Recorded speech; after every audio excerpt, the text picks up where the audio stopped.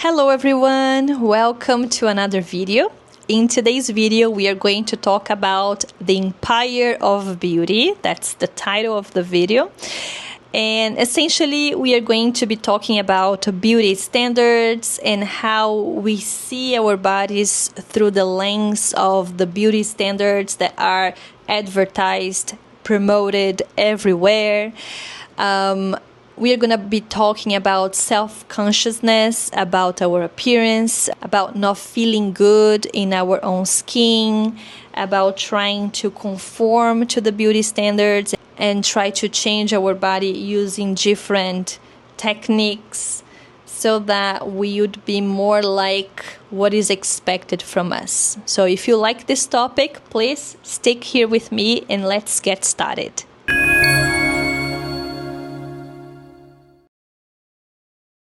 But before we start, I want to let you know that it's extremely hot here in Japan. We are in the middle of summer.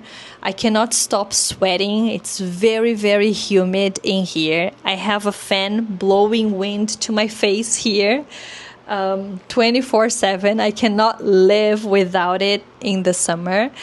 So I'm using this thing on the microphone and I really hope that it's muffling the sound of the fan. If it's not, if you can hear the fan a little bit, please just bear with me, okay? Okay, so let's start by talking about a TED Talk that I selected for one of the Conversation Club sessions that I held with my students a few months ago. It's a TED Talk titled Own Your Face. I'll put the link to it here in the description of this video. So in this talk, the speaker essentially talks about how it was for him to be born with a condition in his face that made his face look different from a regular face, and how it was for him to navigate life with this condition. And he talks about love, avoidance, acceptance, bullying, loving his own body. He touches a lot of things, and it's such a beautiful talk. And I'm sure that you're going to watch it, right? So I'm sure that you're going to leave the talk feeling so much better about yourself and not really caring that much about your appearance and other people's appearances for that matter. So I chose this TED Talk and we had a very, very fruitful, very interesting conversation about that video. And we talked about our own experiences with the expectations that the society has in regards to beauty, right? There is this beauty standard that everybody wants to live up to, and people are doing insane things to live up to the beauty standards. So one of my students commented that in this capitalist world that we live in, everything is supposed to bring profits, right? And one of the industries that is the most profitable is the beauty industry. And the beauty industry is pretty much everywhere. It's in fashion, it's in medicine with dermatologists and dentists and plastic surgeons, manicurists, the pharmaceutical companies creating cosmetics, and other people, of course, influencers, celebrities, hairstylists. It's big. The industry is really big. And we feel like there are people all around us saying how inappropriate our bodies are in the light of the beauty standards that we should conform to. So if us, without any conditions that change our appearance drastically, we feel inappropriate, we feel that our bodies don't really conform to the beauty standards, Just imagine people who have a condition and have to live with that condition. I cannot imagine how hard it must be and how mentally strong those people need to be, because even us, we need to be strong, and we need to be well aware of how the system works, how it enters our mind, so that we can think critically about how the system is and challenge the status quo. And this is for people that don't have any condition, people with regular eyes and mouth and nose and everything. So yeah, it must be really, really tough. If you go to a park and you see different kinds of trees in the park, they are all different. Do you think that a tree should be different? That it doesn't look good enough? That its appearance is too strange and something should be done to change it? No, right? Because you know that they are all part of nature, that they are organic, that it's natural for each one of those trees to be like that. Why don't we think the same about our bodies? We are not made of man-made parts like robots. We are organic. We were born from the grouping of cells from our parents. And miraculously, we are here with a perfect body, with 2 legs, 2 arms, a head. So I just think that it's pretty insane to see people playing with the body as if it were Play-Doh, as if you could change it the way you want to. I'm sure that you have heard one of the statements that I'm gonna mention here for you. I have a list on my screen. Your hair is too this or too that, but don't worry, we have a solution for you. This comes from a hairstylist. Or again from a hairstylist. Oh my God, you have too many white hairs. It's time to start dyeing your hair. Or even just a family member or a friend. Or from a dentist. Your teeth look too this or too that, but there's this new technology that will change that. Don't worry. Or a fitness instructor saying your body is to this or to that, but I'll plan the perfect exercise routine, the perfect diet, and a list of supplements that you need to take to change your body. Or from a dermatologist, your skin has too much of this, too much of that, but this new cosmetic will change that. Or maybe an influencer saying that they have the best new makeup for you to conceal all the wrong things on your face. Or maybe a dentist saying that your jawline is not very well defined and that you need surgery to have a more balanced face. And that same dentist might say that your lips are not full enough, so you need a filler to make it fuller, or the skin around your mouth or on your face in general is not tight enough, so you need fillers and Botox everywhere. And also influencers saying that their boobs were too small and they decided to get implants to make them look more beautiful and attractive, and now you feel like you need to do the same. You know, the list goes on and on and on. The people from the beauty industry, they manage to pick at every little corner of our body and say that it's not appropriate and that you need to change that. You need to spend money to change that. And you know what's sad about that? We internalize all of that. We internalize that narrative that our bodies are not beautiful enough, are not good enough. For example, when I was a child and teenager, I've always had this puffy hair, but back then it was really common to straighten your hair. Nowadays, people with curly hair and puffy hair like mine, they are wearing their hair naturally, but in the past it was not like that. So I got a nickname because of that. I was called capacete in Portuguese, which is helmet in English, because my hair looked like a capacete for them. And I never really shared that with my mom. And I remember that back at home, my mother used to say, Eliana, you need to tame your hair. You need to control it as if it were out of control just because it's puffy like this, it's voluminous like this. My mom didn't understand how to take care of a hair like this because her hair is straight. She didn't feel that she was making me feel self-conscious about my hair. But that led me to feeling self-conscious about my hair. So I started to avoid wearing my hair loose. And to this day, I still struggle to feel comfortable wearing my hair loose.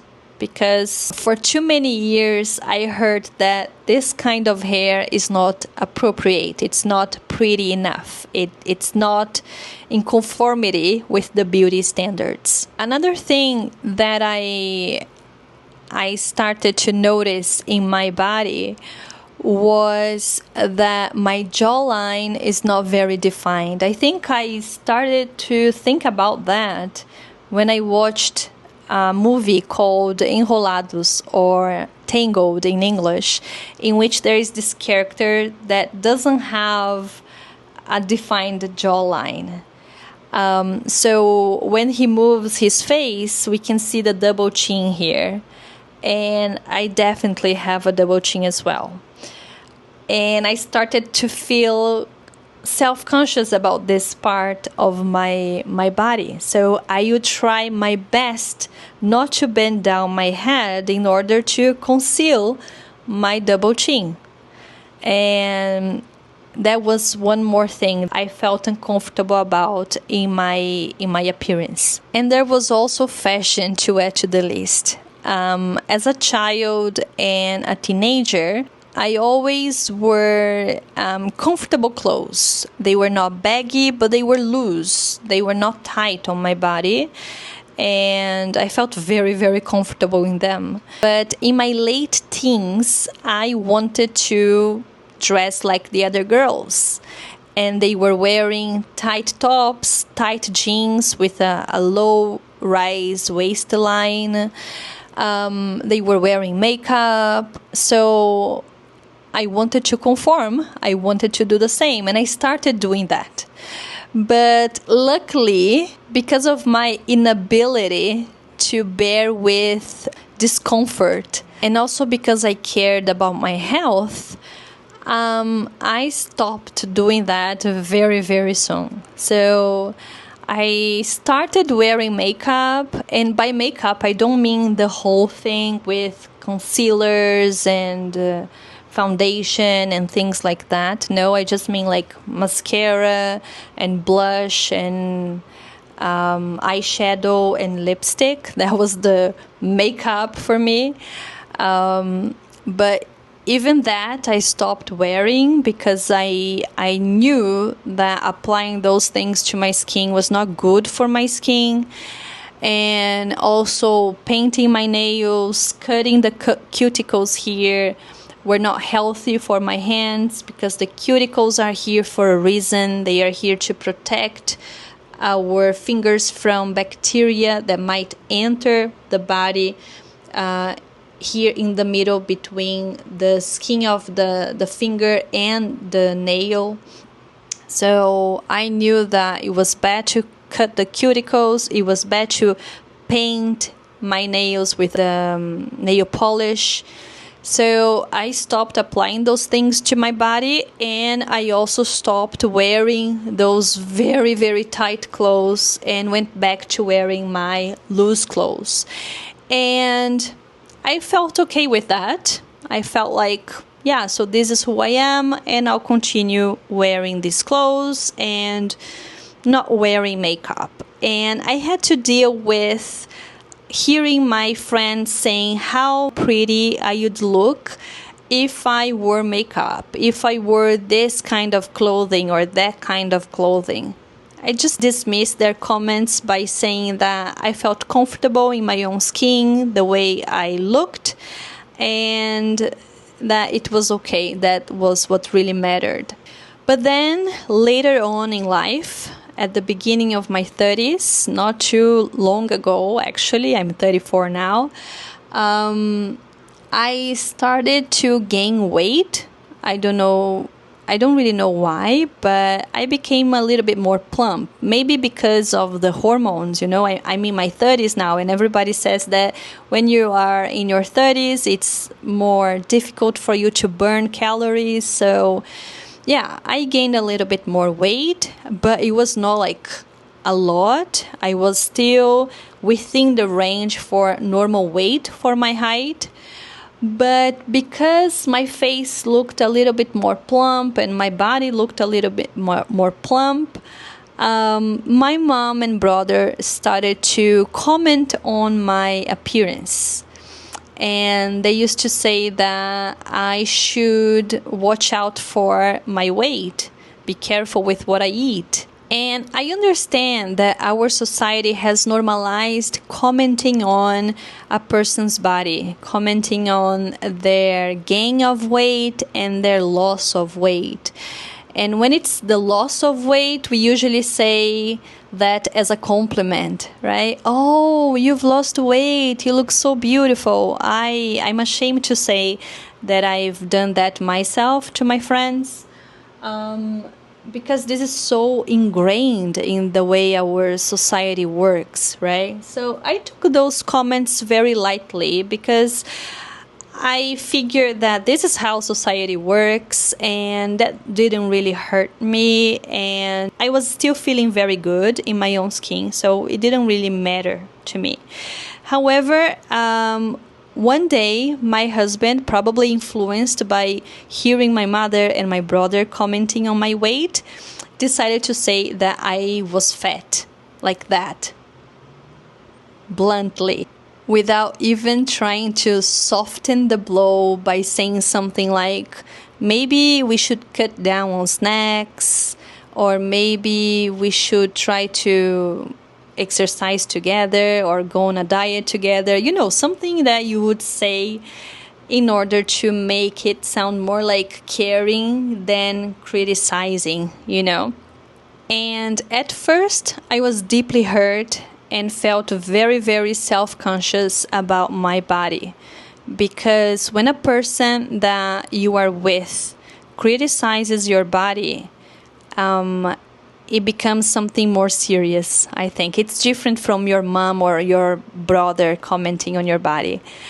But then, shortly after, that pain really became fuel for me to fight back and to start setting boundaries for the people around me. Because my weight gain was not affecting my health in any way. I was feeling good in my own skin, and the only problem was their opinion. So I made it very clear with the people around me that my weight gain or loss, was nobody's business but mine, and only I had to care about what I looked like. Today, I'm very happy to say that I feel much more confident in my body. I see my body as this avatar, this vessel that God gave me in order for me to live in this world and explore this world. And I see beauty in my body. And it's healthy, it's strong, and it allows me to do so many things, and I'm so grateful for it.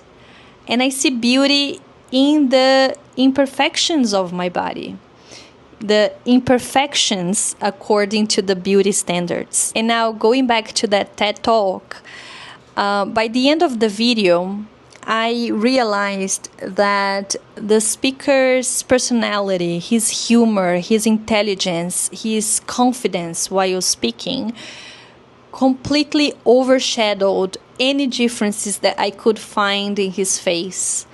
And that really reassured me that physical appearance is not that important after all. And now, one final comment about beauty standards, which is aging.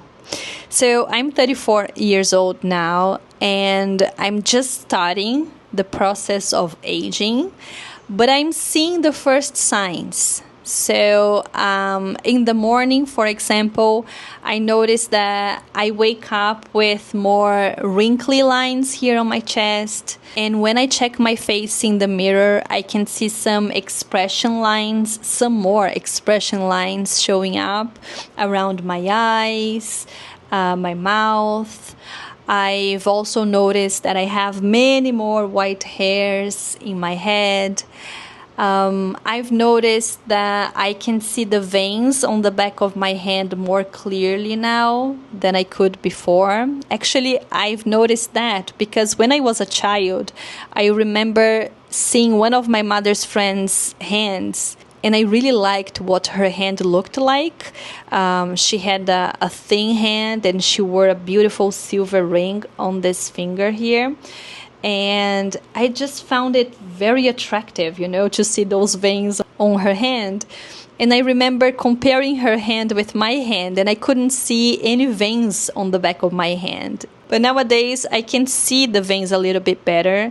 So these are all signs that my body is changing. And that's completely normal. But differently from what I think, it seems that everybody else in our society, fueled by celebrities, by influencers, by beauty magazines, it seems that everybody else thinks that aging is something for you to dread. It's something horrible that is going to happen to your body. And you should fight with all your energy, with all the money you have, to delay the onset of the signs of aging on your body. And that's absolutely ridiculous. But there are a few people that are fighting the status quo. They are challenging the status quo. And they are embracing aging beautifully. And I really look up to them. And I've taken some quotes from them, and I want to share them with you here. Jamie Lee Curtis, now she's 64 years old, or at least she was when she said this. Once you mess with your face, you can get it back. Cameron Diaz, at 50, said, I'd rather see my face aging than a face that doesn't belong to me at all. That really resonates with what I think. Emma Thompson, I'm a big fan of hers. She was 63 years old when she said this. Plastic surgery is not a normal thing to do. And this culture that we've created that says it's normal is not normal. Julia Roberts, at 55, said this. It's unfortunate we live in such a panicked, dysmorphic society where women don't even give themselves a chance to see what they will look like as older persons. So everything here resonates with what I think so much. And I believe that you will agree with them. Now, if the pressures from the empire of beauty feel too loud and overwhelming to you, my advice is stop consuming content from people who promote this endless chase for perfection in their bodies. And instead, start consuming content from people who, like these people I've mentioned here, embrace accepting their bodies the way they are, natural, as part of nature. And I'm sure that it will help you to see your body through a different lens, and it will also give you ammunition to fight back when someone criticizes your appearance in some way. And you will be able to not only fight back, but also with everything, all the content that you consume, with all the reflections that you will make through the consumption of that content, you will be able to make the person who first criticize your appearance to reflect on the way they thought, and hopefully change their minds and stop doing that and start seeing everybody's bodies as organic things, just like trees with different shapes, and that's normal. That should be the rule, to be different.